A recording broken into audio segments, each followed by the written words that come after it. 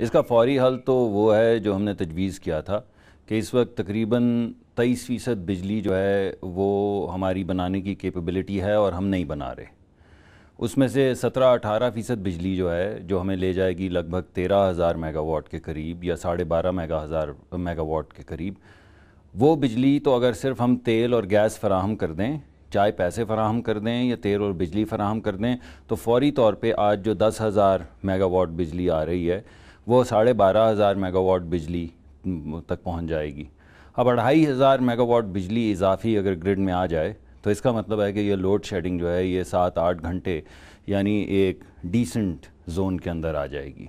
आपकी नवाज़ शरीफ साहब से मुलाकात हुई है तो आपको लगता है कि वो संजीदा हैं और वो तवानाई के बहरान पर काबू पा लेंगे? उनका फोकस था वो ये था कि वो कौन सी ऐसी 3-4-5 चीज़ें हैं जो हम अगले 30 दिन में और 6 महीने में कर सकते हैं जिससे आवाम को सहूलत मिले।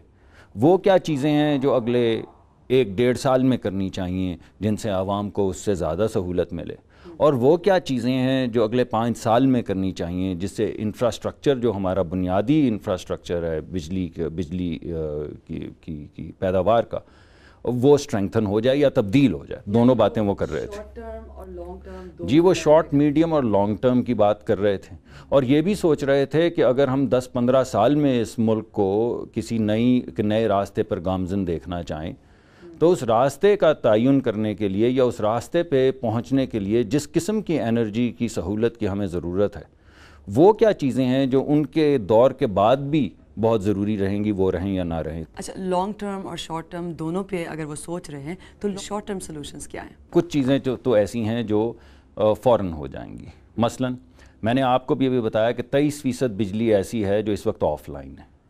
उसमें से 17-18% बिजली ऐसी है जो 13,000 मेगावाट तक तकरीबन हमें ले आएगी। वो तो ऐसी है जो सिर्फ पैसा तेल ना मिलने की वजह से हम बिजली फराहम नहीं कर रहे। आज 3,000 मेगावाट हम दे सकते हैं और नहीं दे पा रहे। तो एक तो ये उनको बताया। दूसरे, हमारे को 700-800 मेगावाट, शायद इससे ज़्यादा 1,000 भी हो सकता हो, लेकिन 700-800 तो कन्फर्म्ड हैं।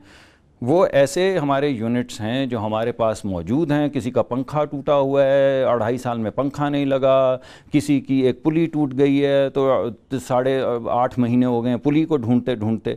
तो अगर वॉर फुटिंग के ऊपर वो तमाम यूनिट्स जो हैं उनको वापस लाया जाए तो 700-800 मेगावाट फौरी तौर पे अगले 2-3 महीने में हम लोगों को फराहम कर सकते हैं इजाफी।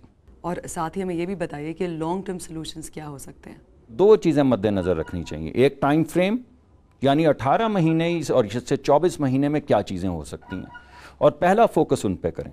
और दूसरा, उस टाइम फ्रेम के अंदर वो चीज़ें जो कीमत जो है उसको नीचे लेकर आएँ। हमारे टैरिफ को 14 रुपए से गिरा के 9 रुपए तक लेकर आएँ या 9.5 रुपए तक लेकर आएँ, जो बांग्लादेश और हिंदुस्तान की बेंचमार्क्स हैं। तो उस प्रायोरिटी के अंदर आ जाते हैं run of the river plants. ये run of the river plants जो हैं ये 2 साल के अंदर अंदर तमाम तामीर हो सकते हैं या बेशतर तामीर हो सकते हैं, और इनकी कीमत जो है वो 7-8 रुपए है इनका टैरिफ। तो उससे हमारी कीमत भी गिर जाएगी और बिजली भी भरपूर अंदाज में आएगी। दूसरा ये है कि हमारे जितने भी इस वक्त जो डीजल के प्लांट्स हैं जो 22 रुपए वाले या 24 रुपए वाले, या हमारे जितने भी RFO के प्लांट्स हैं, इनको फौरी तौर पे कोल कन्वर्जन की इजाज़त दे दी जाए ताकि अगले 18 महीने में ये कोल कन्वर्जन 18 महीने में हो सकती है। Run of the river projects जो हैं ये 24 महीने में बन सकते हैं, और नए कोल के प्लांट्स भी 1-2 साल में, यानी 2-1 साल के अंदर जो छोटे प्लांट्स हैं वो आ सकते हैं। तो जब आप उस पाइपलाइन को देखें तो 4-5 हज़ार मेगावाट की गुंजाइश है जो अगले 2 साल के अंदर हम एग्जिस्टिंग पाइपलाइन को फौरी तौर पे लोगों के सामने ला सकते हैं। ये जो जिस बहरान से पाकिस्तान गुजर रहा है, तो आप साबका हुकूमत को कितना इसका जिम्मेदार ठहराते हैं?